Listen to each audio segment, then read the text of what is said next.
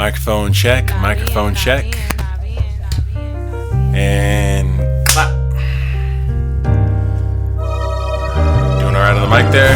Check.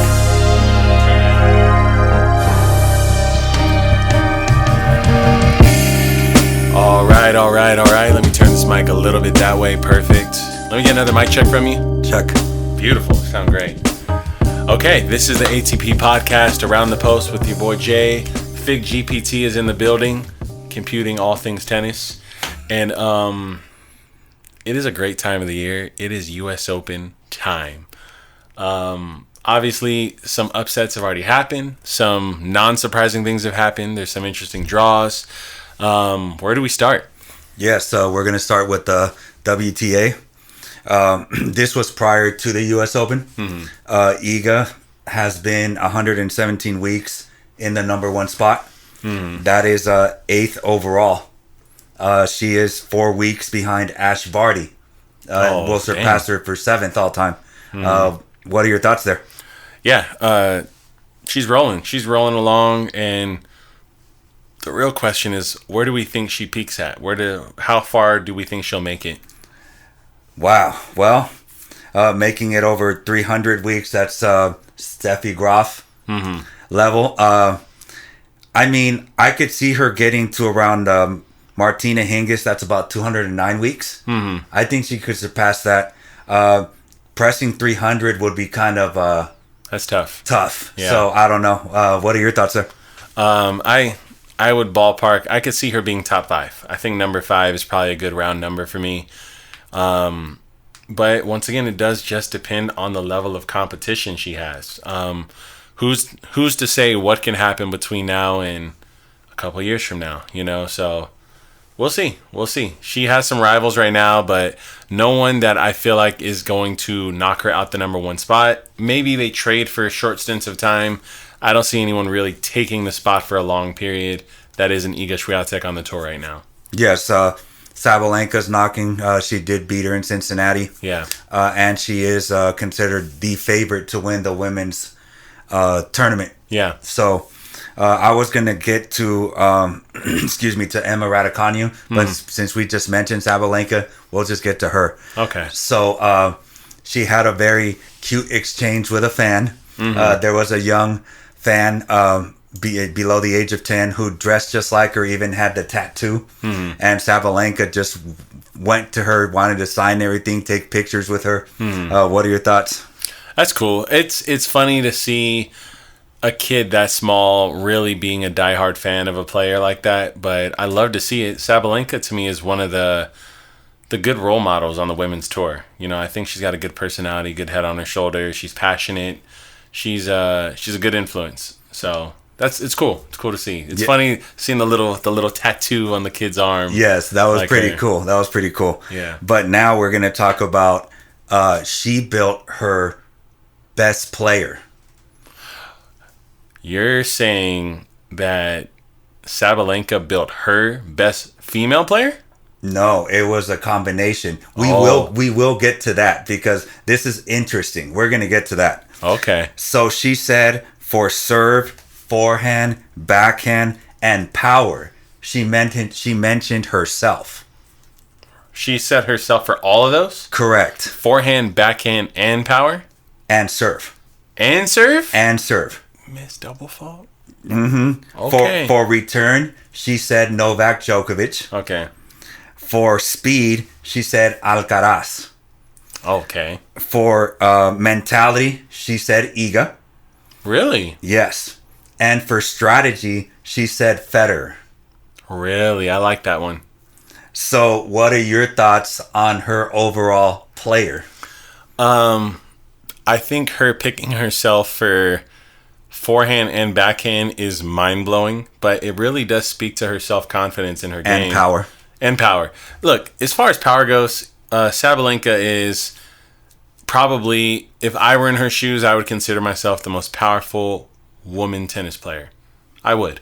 So I respect that pick, but forehand and backhand is, if you're mixing in men and women's tennis to build your player, and she chose herself for both wings, I disagree, but I like that she did it. I do think that she is rock solid from the ground. She hits through almost everyone.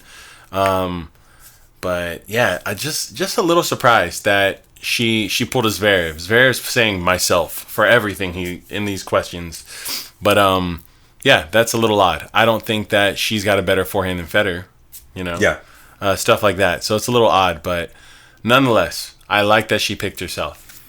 Okay, I will say this: power. I could see it. You've seen it multiple times, and we've covered this in this podcast to where at the French Open in one round she hit harder than Alcaraz. Yeah, who's known for crushing his forehand. Right. So I could see that. Yeah.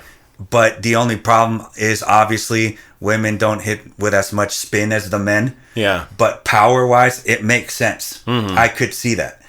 Now, obviously, I would have liked to have seen her build her best WTA player. Yeah. But let's just do that. All right. You said it. Serve. Now, I don't know if she was talking about all time or current players. As you stated, missed double fault. I don't know if I could put her as a top server, even in current player. Yeah. I mean, obviously, all-time female, I'm going to put Serena all day. Yeah, Serena might be all-time in general. And She's up there. I could even put Venus as well with the power. Yeah. So I don't know if I agree there, but maybe amongst the current players. You have any thoughts there? Yeah, it's funny when you talk about top female servers on the tour that are current active, there's not anyone jumping to mind that's in the top 15 really. None of them have like a history creating serve, Do some of them get 3 points? Sure. But none of them really walk on court and commentators are commenting on how you've got to solve the puzzle that is their serve. So it makes sense.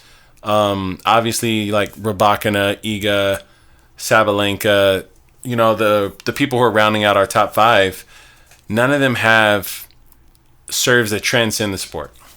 It's just what it is. They don't have bad serves, but they're just not mind-blowing. So, yeah, I understand why she chose herself, by default. But if you're going to pick men for some stuff, I feel like I would have just chosen Nick Kyrgios or John Isner and called it a day. Yes, exactly. So, again, Rybakina, I could see her. Coco, she does have a big serve. She's hitting, when she's hitting it hard, she's hitting it about 120s. Yeah. But the problem is that she doubles a lot. So, I don't know if I could pick her. So, by default, currently, I would probably say Sabalenka or Rybakina. Yeah. But all time, I'm going with Serena. Yeah, and it's not even close. Not even close. It's not close. What about the forehand? What do you think there? I like the Sabalenka forehand a lot. I still think the Iga forehand is better overall. I think she puts more shape on the ball. I think it's a more dynamic stroke. I think she opens the court up a little better with it. She takes the ball early. Obviously, we're comparing apples and oranges, in my opinion. Yes. We're talking about someone who hits massive, large, flat, and deep and hard, and someone who creates more dimension in the court with their forehand. And you got to pick your style there, So I personally prefer the Iga forehand. I think it translates to all surfaces as long as she makes small adjustments.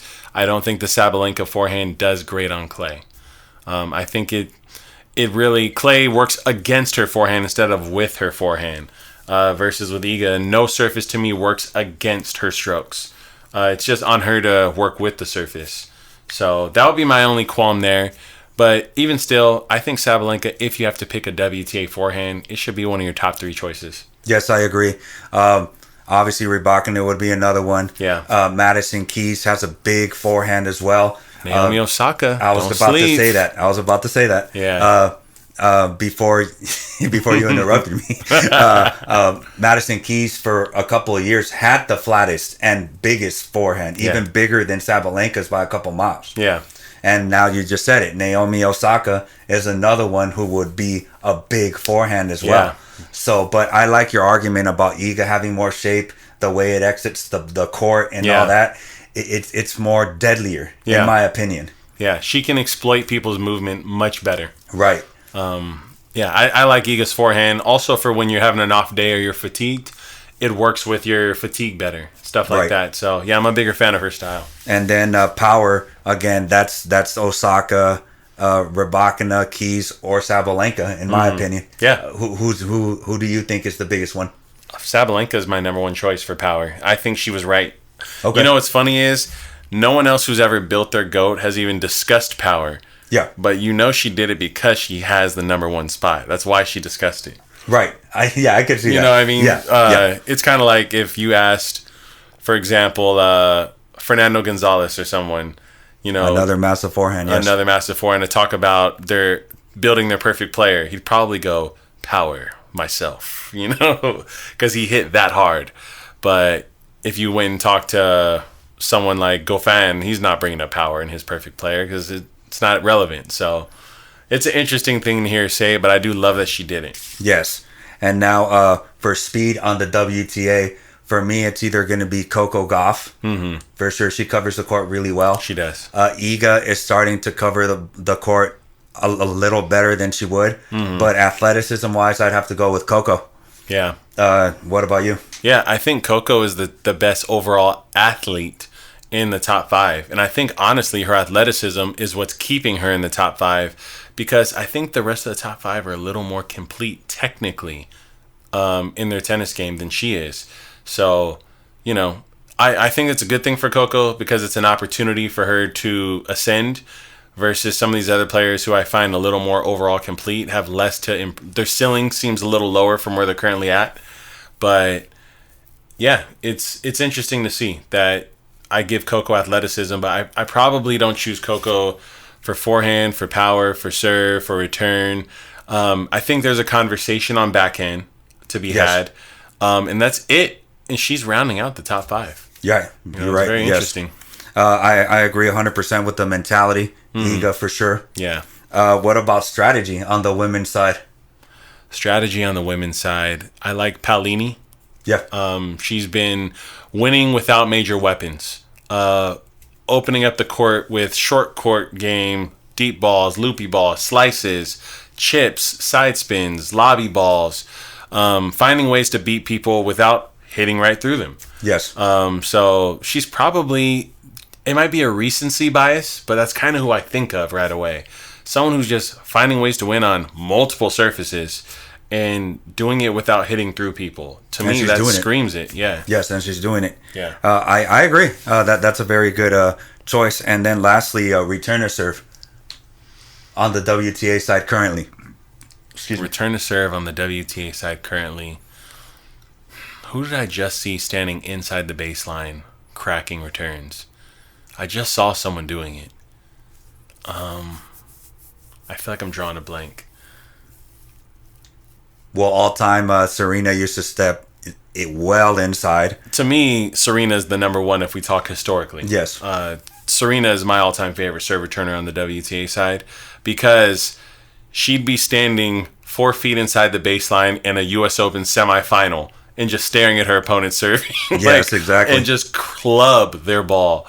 So, yeah, she's by far my favorite returner. Maybe she's probably in my top 5 returners ever in the sport. Ever. For what she was doing to people's serves at the highest level. I've never seen anyone in the men's tour, which for obvious reasons, but you've never seen someone be that disrespectful with the return. Yes, you know? yes. Like no one's standing that far inside the court, probably because physically it's impossible, but it's just hilarious to see. But I don't know who I would pick as far as women active on the tour right now. I'm not sure. I like Iga. Yeah. She mirrors her forehand, so she just puts the left hand on top and just blasts the ball. Yeah. So there's no required grip change there. Yeah. And her backhand return is solid. Yeah. Another one that's kind of, to me, Iga for sure would be the number one choice currently. Mm-hmm. A close second to me, this is debatable, would probably be Osaka. She has a very nice return as well. Mm-hmm. So those are my picks. Okay. I like Osaka. Osaka as of late. Prime yes. Osaka, no. Osaka as of late seems a little more experimental and indecisive than she used to. Yes. I see her, let me step far back. Let me step in. Let yes. me swing big. Let me just get it in. So, I think it's still a good choice, though. Yeah, so I thought that was a fun conversation. I know we mixed up all time and currently. I know in the other ones we didn't get to the all time, but I think that was a good enough coverage. That's cool. Sabalenka did that. Yes. So now we're going to get to Raducanu. So before the U.S. Open, she made a very, very choice words that got people mad about Murray's retirement. I'm just going to read it. She said, "It doesn't feel different at all. I think tennis is unforgiving in that sense. No matter who you are, it just moves on. There's always another match. There's always another tournament. It's a fast pace, just like life is. You know it's old news the next day kind of thing." So that's what she said on Murray's retirement. Wow. What are your thoughts on that? Emma Raducanu is showing her age first and foremost. She's showing you that she was a kid a year or two ago. You know, I don't think she really experienced the Murray career the way most people did. I don't think she's a super huge Murray fan. I really don't. And I don't want to say all that and then pretend there's not some truth to what she's saying either. You know, there is some partial truth to the fact that there's going to be more stars that come after you. Once everyone gets old and your peers are gone and it's all new people on the tour, you do essentially get forgotten. Who's talking about Todd Martin? Who's talking about Kevin Anderson? Who's talking about, you know, some of these guys who were huge if you were watching the sport? These are from separate eras. You know, Kevin Anderson was on the tour recently. You know, he's not really in conversation anymore. Tsonga is not mentioned a whole lot like he used to be, you know, and he was in most quarterfinals. So she's on to something, but to say that Murray is one day news is almost childish. You know, like we're talking about a guy who might have a stadium named after him. You know, we're talking about a guy who is the fourth biggest accomplished men's player of the Big Three era. He's number 4, you know, undeniably. And this is a guy who has Olympic gold medals. This is a guy who's the face of her country. This is a guy who really was helping pioneer what tennis is today, which is the baseline grind, the return dominant players that don't miss a lot of serves. You know, he's really kind of shifted the way tennis is played alongside Djokovic and Nadal.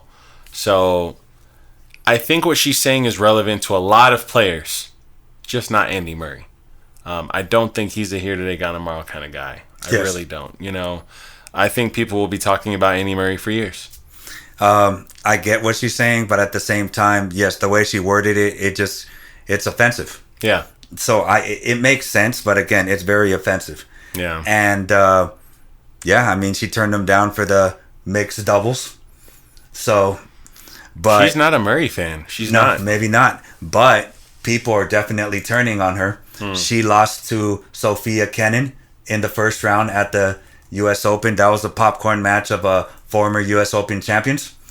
And people just bashed on her because she said, "Oh, I skipped the Olympics, skipped all these warm-up tournaments leading up to the U.S. Open for what? To lose in the first round?" What are your thoughts there? Look, for someone who's had the health issues she's had all year, I totally get having a light schedule. But as she just stated, tour's unforgiving. People don't care. It's what have you done for me lately? You know, how are you performing now? If you have a lot to say and you have a lot of opinions, don't be mad when other people also have a lot to say and have a lot of opinions as well. So hopefully Raducanu is shrugging these things off and having thick skin. But I think people have every right to say whatever they're saying about her, you know? Yes. So they're all right. At her age, most players should be playing a pretty full schedule. Probably like 20 tournaments a year, something like that. So I get it. People are going, you're taking all this time and being so calculated, and then you're losing because you don't even have the ranking to back your ideas and plans. You need to build up your ranking, grind it out, get where you need to be points-wise. Then you can get calculated and pick your events. So, yeah, Emma Raducanu might need to have better people around her to help her get in the correct headspace for the tour. Yes, she just pretty much brought this on herself. There's a lot of Murray fans out there, so I think she brought it on herself for sure. Yeah, she did. And now Coco Gauff, she becomes the youngest woman to secure 15 U.S. Open wins since Wozniacki did it. Okay. What are your thoughts? That's cool. I mean, Coco Gauff and youngest ever to do it records are getting kind of old now. It feels like she's been on the tour forever. Yes. Even though it is because she did come on the tour, I think she was 16 years old. So that's why it feels that way. But yeah, I'm ready for her to start just getting normal records. Not the youngest to ever do this and that records. And she's in conversations now to me that are more about being a part of the top 5 and legacy, history, stuff like that. That's where her conversations are now to me. Now with I don't want to say downfall, but with the poor performance in Cincinnati, she was defending a ton of points. Sabalenka overtook the number 2 spot. Do you think she'll make a deep run at the U.S. Open? Coco Gauff, that is? I do. I think she's going to make a great run here at the U.S. Open. I don't have her as my favorite to win the U.S. Open, but I do see her doing quarters or semis for sure. Okay. Now, this is a very interesting scoreline. So, Stevens was the first day night, and she was up 6-0, 3-0 against a French player called Burrell, and Burrell came back to win the match. What are your thoughts? That's surprising for me from Stevens. Sloane Stevens, right? Correct. Oh man, yeah. I'm a Sloane Stevens fan. Yes. I really am. So it's a little disappointing to hear, but Sloane is she's not the killer at the level she was that we know her for as a Grand Slam champion. So it's unfortunate that she left the door open and lost that match, and I'm sure she's pissed. Yes. So hopefully she has short-term memory and moves on and gets ready for her next tournament. Yes, agree. So now we're going to get to Osaka. First of all, let's talk about that attire. A lot of people are saying, it's kind of anime-ish, with the bow in the back of the jacket, and then the bow in the behind, and then it even has it on the shoes, a little bow. First of all, I gotta post a picture of this if we do a snippet. I gotta post a picture of this outfit. Okay, well that's your call, I guess. Yeah. What are your thoughts on the attire? She did preface this with saying, "This will be the greatest outfit I ever played tennis in." I was like, whoa. And she came out and an acquired piece, an acquired taste for this piece. I'll say that. Yeah, that's a good one. Diplomatic. But look, she had the giant bow on her back, and she came out there, and all I can think of in my head is, you're wearing an outfit you almost have to win in. Like when you wear such a broad statement piece like that, I feel like your tennis has got to back it up a little bit. Otherwise, it becomes a topic of the conversation more than your game is. But she did do that, and I think when you win in it, you look better. The outfit looks a lot better when you win in it. So I do want to congratulate her for a tough win. She came out against Ostapenko wearing that outfit, which I'm not going to call it ugly, but I'm not going to call it a tennis outfit. It's something in between. And she looked good winning. She looked fashionable winning. Even the commentators were saying, man, you have to see that outfit one more time, at least in the second round. So let's talk about the match. She had about 5 unforced errors in the first set. Less than, I'm going to have to double check this, but I believe it was less than 20 overall in the match. And first top 10 win in a couple of years. Yeah. What are your thoughts on Osaka? Look, she looked good. For me, I always judge an Osaka projection, like my projections for the way she's going to play a match are usually based on her backhand and her serve. How is she serving, her first and second serve percentages, and is her backhand compromising her, or is it opening up the court? And look, she looked premium. She looked good. I really liked the way she played, and she played against a player who takes risks, plays offense. She played against someone who plays offense, and she made very little errors against a player who goes for their shots. So I thought it was an awesome match, and she should build a lot of confidence, not only in that she got that win, but she's going to take over that part of the draw in her route. So it's a good look for her. Now, if you don't make a snippet out of the Osaka, maybe you could put the dress in the The cover. The cover. Maybe I'll do both. We'll see. At the bare minimum, right? All right. So now we're going to talk about Pegula, an American, obviously. Tough first round with Shelby Rogers, who announced her retirement. She said that she wants to keep going, but her body's saying it's time. Yeah. Not one. Pegula was just crying. Shelby Rogers crying. And now Pegula's going to face Sophia Kenin. Jeez. So I guess the U.S. Open just doesn't want Americans in the tournament. We're going to get to that on the men's side as well. But what are your thoughts on Shelby Rogers? It's unfortunate. I actually am a big Shelby Rogers fan. I think she's got, if I remember correctly, she's got basically an ATP forehand. It's a real spinny, big forehand ball. I enjoyed watching her play. Last time I watched her play really closely, I think was the Australian Open. But regardless, it's unfortunate for her that her body is retiring her and not her accomplishments. She doesn't feel satisfied with what she's done, but she feels like she still needs to retire, and I hate that for her. But nonetheless, it is what it is. Obviously, she's blessed to have lived a career as a pro tennis player that people talk about on media, So nonetheless, congratulations to her on her career, and hopefully her body is in great enough state that she can live a good life after tennis. Yes, that's the important part. Great career, and hope the best for her in the future. So now we're going to get to to me, it's an interesting story. A lot of collegiate players that play in the U.S. Open cannot receive money because they're going to college. So Maya Joint is a collegiate athlete, and she won her first round match, and she could not receive money because she's playing or she attends college. Andy Roddick said, "This is ridiculous. I don't understand why this happens. You can sell your name, your image, and collect money, but you can't collect money when you win a round at the U.S. Open." What are your thoughts there? Yeah, there needs to be some type of amendment or clause or change to allow tennis players at the very least to do this. Tennis, we've had this conversation from another angle, which is these pros are private contractors. She's basically out there working. She's at a job. She's on a job site performing a skill, and what do you mean I can't get paid for it? I don't understand it. It costs money to get to this event. It costs money to bring people with me to this event. Everything costs money to be in a tournament for tennis. And for a college that's not fronting the cost when you leave their campus and go do this, to tell you can't receive pay for it is just mind-blowing. So, yeah, there needs to be an adjustment. I understand why the rule exists for other sports, but it shouldn't happen here.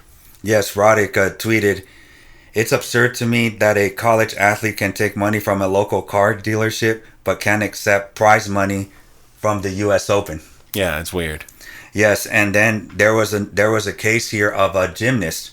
Her name was Olivia Dunn, or is Olivia Dunn, and she did the whole name selling her brand type thing. So she's making money that way while attending college. But Maya Joint couldn't receive prize money. So I don't get that, but I just thought that was an interesting topic. Yeah, it's odd. Yes, and then lastly on the WTA side, obviously the Danimal. She did lose to Dolehide in the first round.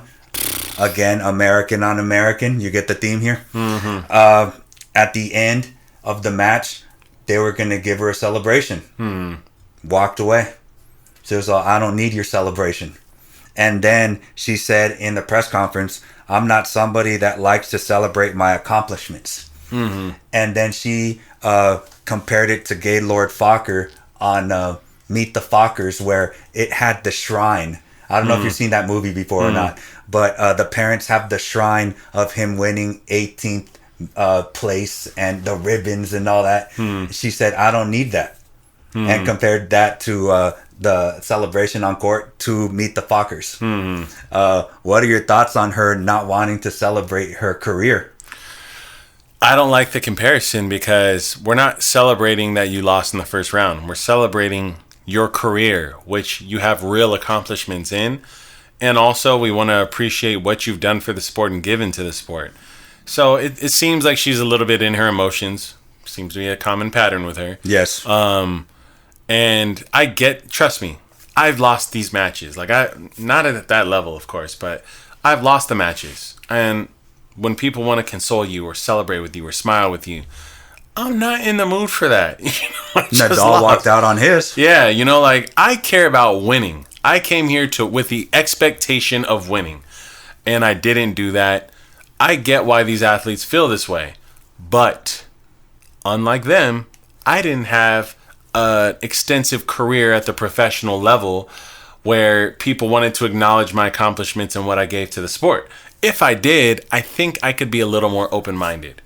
I think that's what some of these players are lacking. With Nadal and his situation, he feels like people are pushing him out the sport faster than he wants to leave. Yes. Danielle Collins said the exact date she's leaving. Take the celebration, dude. I'm sorry. It's just, this seems a little bit childish. At least pretend to care, say thank you and maybe keep it short, maybe even give a speech saying, hey, I typically don't like to do celebrations, especially after losing, but I do want to say thank you for you guys taking the time to acknowledge and recognize me for what I've done. That's all anybody's asking for. You have actual fans out there. Yeah, I agree. You said it.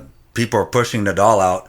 With her, she announced when she's leaving, so it makes sense for the U.S. Open, to give you a celebration. I mean, you could have just kept it short, just thank you, and bow out. Yeah, maybe she's embarrassed to cry on TV or something. Who knows? Maybe something like that. Yes, exactly. So now we're gonna get to the ATP before we go to the U.S. Open. Big drama on the Mickelson match in the pre-warm-up tournament before the U.S. Open. He hit a ball in anger and hit a fan. And, of course, Djokovic, he was not kicked out. So everybody's, oh, my goodness, Djokovic, he was kicked out. He hit a ball out of anger and hit a fan. Why did Djokovic get kicked out and not him? What are your thoughts there? Yeah, consistency, please. Fairness, please. Some level of accountability, please. I don't care if we choose that no one gets kicked out or if we choose that everyone gets kicked out for this, but there needs to be one answer to things like this that are inexcusable. No one should be getting hit by balls. It just doesn't make sense. These people are getting paid to play the sport. They don't get to just hit balls into the pits of people, You've got to show respect or accept the consequences. Djokovic didn't make a big hissy fit when he got booted. He took his lashings, accepted his punishment, and if I were him, I would be pissed that I got shortchanged the U.S. Open. I probably would have won, and this guy's still in it. Yeah. I don't like that. Yeah, that was in the pre-tournament, but yes. Yeah. When you hit somebody, you hit somebody. Fan, umpire, judge, whoever, and you should be booted out. Yeah. As you stated, consistency. Obviously, this is still a big topic. I'll cut it down a little bit. They're still talking about Sinner, and they're still talking about the doping. Now, the reason why he said that he was excused was because he reported it right away. So he knew that he was being... So first of all, his physio cut himself, and then he put the cream that has that banned substance without gloves massaging Sinner. So then Sinner said, oh, what's going on? So he supposedly reported it right away. And that's why they excused him. Supposedly it had a tenth of a billionth of a gram or something along those lines. And that's why they excused him. But still people were all, man, if it was Emer, Martina Hingis didn't get away with it. Halep didn't get away with it. What are your thoughts there? Yeah. I mean, the bottom line is, once again, I just want consistency. We've had other players that get caught with substances that are flagged, and it's been proven that the substances didn't change what the outcome of their performance on court would be, but they still faced severe repercussions because they broke the rules. Then you get other players like Sinner who break the rule and essentially don't face any repercussions, you know? And it's just too inconsistent. There needs to be a uniform, consistent set of rules and repercussions regardless. I can't speak to whether or not Sinner and his team are telling the truth or lying. If, you know, he got more in hands than we realized or less. I can't speak on any of that. All I can speak on is he's admitting his guilt. We know what was in his system, quote unquote, and we know what would happen, or we've seen what happens with other players in very similar scenarios, and it's inconsistent. That's a problem. Yes. You know, I did hear several different players speak out about it. Some very pissed, some kind of neutral, some who seem like they don't actually care, but no one is saying that this is okay. Yeah. You know, so there's definitely a problem here. There's been the political answers if they don't if they are not upset. Yeah. So Sinner definitely has to prove himself now. He's always going to be accused in the social media realm. Mm-hmm. Okay, he cheated. So he's going to have to prove himself to change that. Yeah. Do you give him a chance at the U.S. Open? 1,000%. You have to. I he think and Alcaraz are on the same side. Yeah. Thus far, Alcaraz looks like the better player at this tournament, playing right now. I don't see Sinner taking him out. And we haven't seen Sinner look 100% healthy for 2 weeks yet. Yeah. So I do wonder about the physical health, the conditioning, the endurance in Sinner's body, doing this for 2 weeks straight, possibly playing multiple 5-setters, having to beat Alcaraz and then possibly Djokovic or whoever else he may face in his route to a U.S. Open championship. So he's got his work cut out for him. I think out of the favorites, he's my least favorite of the favorites. Yes, I agree there, 100%. Yeah. So obviously more retirements. Filip Krajinovic, he retired. He did not qualify into the U.S. Open. Mm-hmm. He had a ranking high of numbers 26 in the world and was a 2017 Paris finalist. Mm-hmm. Any thoughts? Honestly, no. This isn't a player that I watched closely. I did see him in some draws. I did watch him in some matches, but not someone I tracked super tightly. Okay. And then you have, obviously, Dominic Thiem. Mm-hmm. He got the wild card. Did draw Ben Shelton in the first round. And there's his last U.S. Open. Yeah.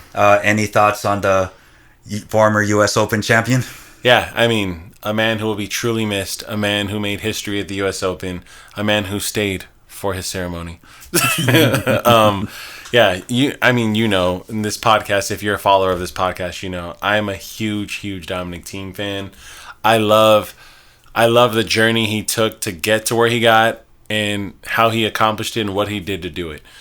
This is a guy who, unlike a lot of these players right now, he was playing 26, 27 tournaments in a year, grinding super hard. He was on a squat rack literally right before running onto the court. Yes. Just to get the blood flowing through his legs and glutes. This is a guy who took out Nadal on clay, took out Federer on hard, was giving Djokovic a run for his money on hard, and then finally got to a U.S. Open final where he was down and took out Zverev in 5. It's unfortunate what happened afterwards with his mental health, followed by wrist injuries, followed by, you know, just plagues basically to an early career ending. And we hate to see when someone's career doesn't end on their terms. Yes. But at least he was able to really accomplish some of the things he needed to say, hey, if this is where it ends, I made my mark. Yes, it was very interesting to hear him say, I won a title, now what?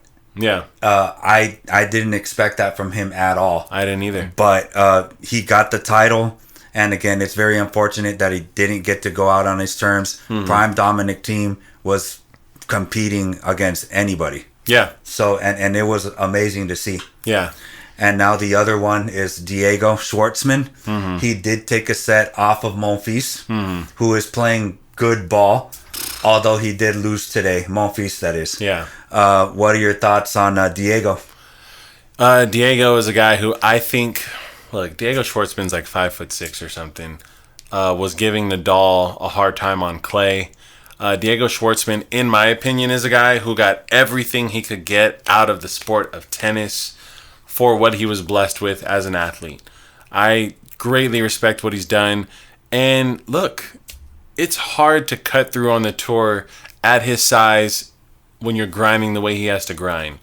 I think he had a great career. I think that he gives a lot of hope to a lot of the people from his continent, because there's not a ton of stars on the tour from South America, and there's not a ton of guys his height on the pro tour in general, globally, and he's just showing what can be done. So I think he's been really an inspiration for people all over the world, and Diego Schwartzman is special. So congratulations to him, and I think he did what he was supposed to do. He was the ultimate professional. Obviously, he lacked the big serve, but he would make it up with amazing return games. But if he had the serve, he would definitely be a bigger threat. But he used what he had, and he made a career out of it. Yeah. So congratulations to him. Now, normally this would be news that would be saved to the end, but we are covering the U.S. Open. So, Labor Cup. We have 2 new entries. We have Tabayo. He's the one who beat Djokovic in Rome. Mm-hmm. Now, you'd like to use the term asterisk because maybe he beat him because he got hit with the water bottle. Yeah. Yes. Mm-hmm. And then you got Frances Tiafoe. Mm-hmm. What are your thoughts on those picks for Labor Cup? I don't like the Tabayo pick. I'm not crazy about it. To me, it's not about talent. To me, it's more about Labor Cup is usually it's star studded. It's the best of the best versus the best of the best, right? It's Tabayo just hasn't earned his place there yet. I think maybe he needs another year before it makes sense to me why he's there. Frances Tiafoe, on the other hand, I like it. I know he's had a very streaky year as far as his relationship with media and the fans, but Frances Tiafoe is still a threat on a hard court in general. He knows how to show up and play singles, and he can give most players a hard time. So I like him there. When we talk about how many other alternatives and options there are in place of Frances Tiafoe, the list isn't super long. So I do like him there. Yes, I agree. Again, most likely they couldn't find anybody that was willing to give the time. Yeah. But, you have to fill the roster. So, yeah. All right. So this is important because it's going to lead to an important mark later on. So prior to the U.S. Open, the big moves were Mickelson going 5 spots to 52 in the world. Mm-hmm. Draper, who has a potential clash with Alcaraz, 25 in the world. 3 spots. Mm-hmm. Holger Rune, we'll talk about him in a bit. 1 spot to 15. Mm-hmm.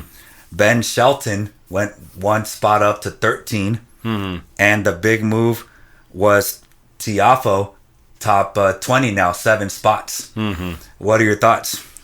All of those sound pretty accurate to me. Ben Shelton's doing it the way it's supposed to be done. He's playing a lot of tournaments. He's very active on the tour. He's making somewhat runs everywhere he goes. I'm not going to say he's going deep everywhere he goes, but he's doing a good job grabbing points where he can grab points. And do I think Ben Shelton is a top 10 player on the planet right now? No. Do I think that Ben Shelton's one of the most active players on the tour right now? 1,000%. He's playing a lot of matches. He's on a lot of courts. He's traveling a lot. And he's making noise. And he's really building up his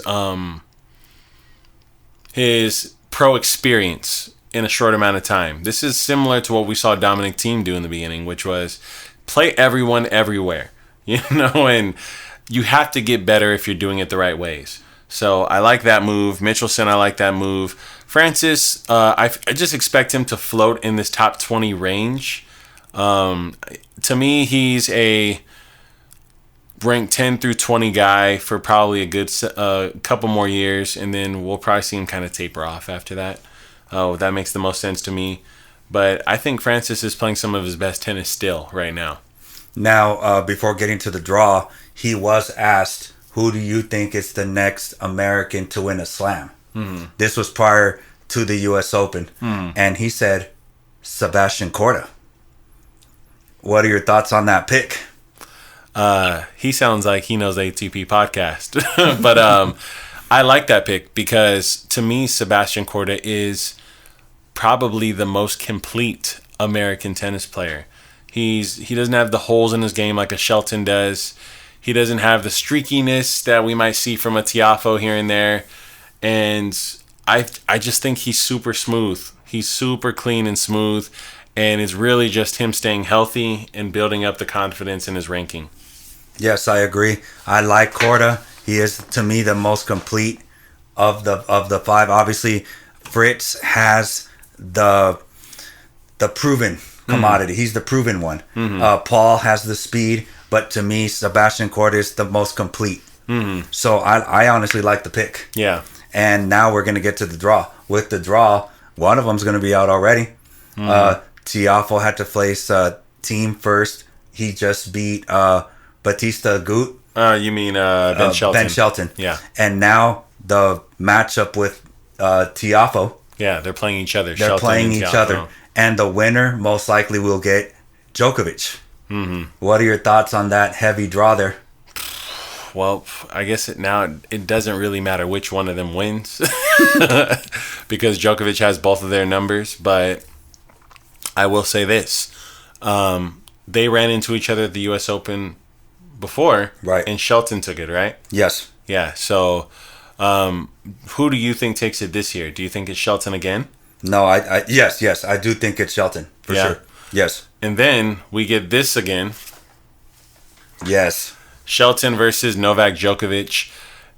Let's assume that it happens, right? Tell me what's your prediction for how that match goes. Shelton has to serve out of his mind. He has to keep the point short.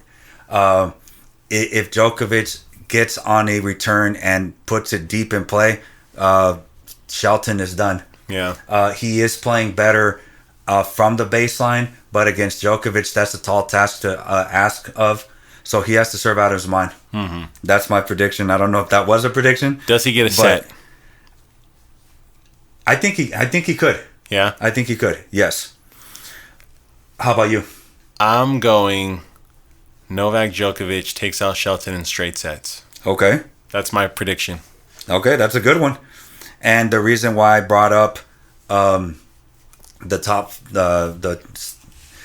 rankings for the week was because this is a crucial moment now.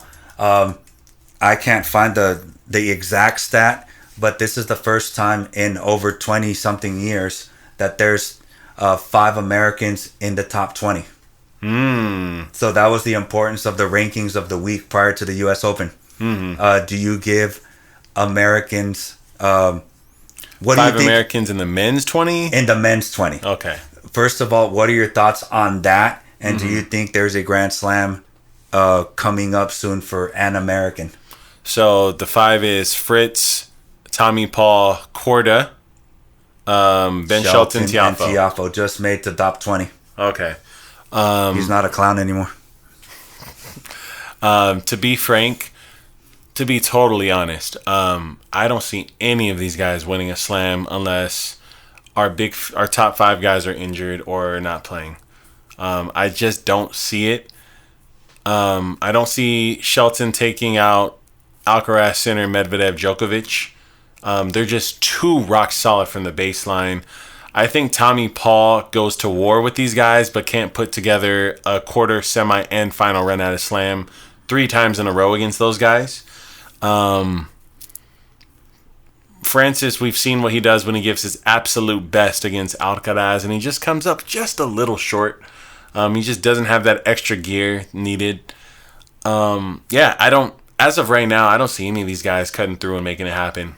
Unless something goes wrong with the other players. Yes, I don't see his record against Djokovic is not good at all. So I honestly like the quarter pick. He did play Djokovic in I believe it was Auckland prior to the Australian Open when Korda made it to the semis before he messed up his wrist, and Djokovic had nothing but good things to say about him. So I like Korda. he to me is, again, he's the most complete. So I definitely like that pick. Yeah, he's my favorite pick as well. But even then, to me, if you want me to really find a more advanced comparison, he reminds me of Zverev. Okay. As far as his weaponry, he's very well-rounded, balanced. He's tall, he's strong, he's a great ball striker. But is it enough movement-wise to hang with Alcaraz and Sinner for 5 sets, Djokovic for 5 sets? I haven't seen that yet. So we'll find out. Yeah, that's a very good point. So now we're going to, I forgot to say this about Sinner, but he is, for the year, he is 48-5 prior to the U.S. Open. 48-5, 90.6% win rate. Only the big three have had a better win rate than Sinner in a year. That man's consistent. Is that the little point billionth of a gram in the system? What are your thoughts there?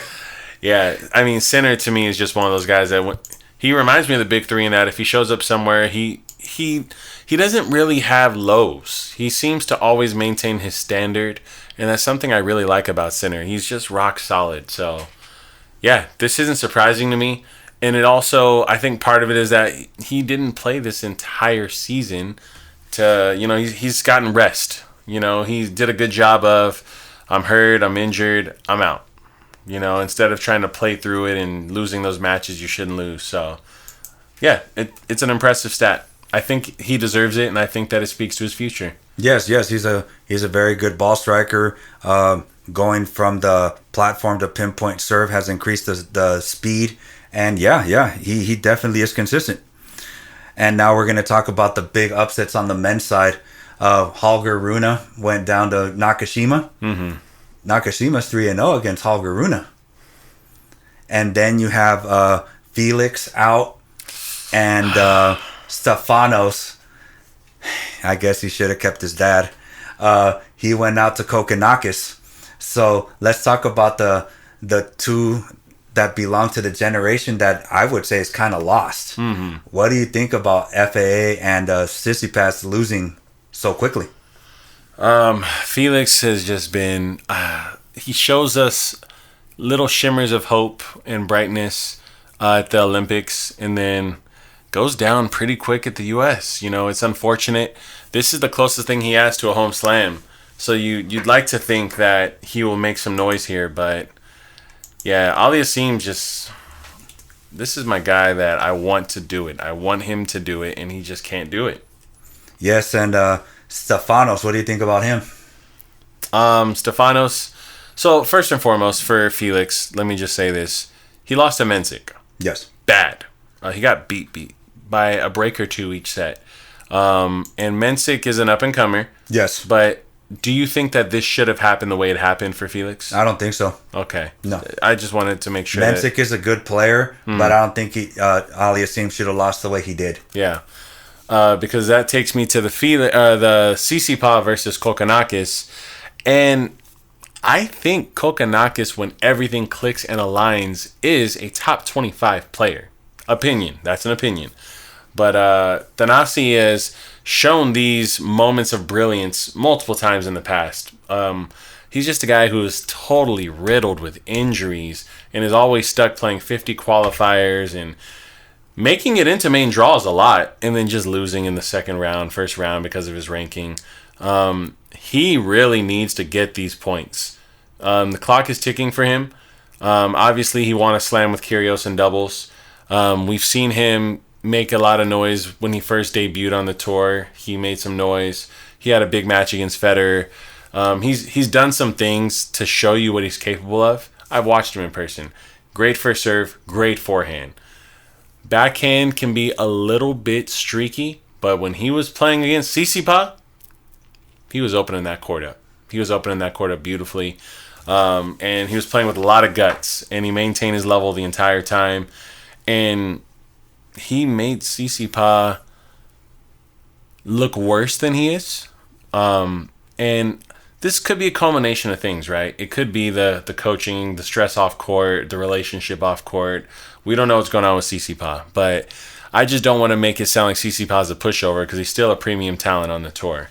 So for me, This match seems less like a crazy upset and more expected because of the situation of Thanasi being healthy and sharp and Tsitsipas having turbulence in his career at the moment. It doesn't seem like an upset to me. Yes, and that's what people are saying, that it's probably not a big upset. Yeah. But Kokkinakis is the world 86, and he upsets the 11 seed, and third top 20 win at a Grand Slam in his career. Sheesh. Now, I will say this for all you Tsitsipas fans. He will play mixed doubles with Badosa. It's been confirmed. She confirmed it on court. CC Dosa. Yes. And then she even said he's going through a lot of things, but once a champion, always a champion. Wow. So she's sticking with her man. Stand up for him. Win for him. So there you go. You will see him still at the US Open. Any thoughts there? I think one of them is going to play very well moving forward for the rest of their relationship, and one of them is probably going to take a back seat with their career.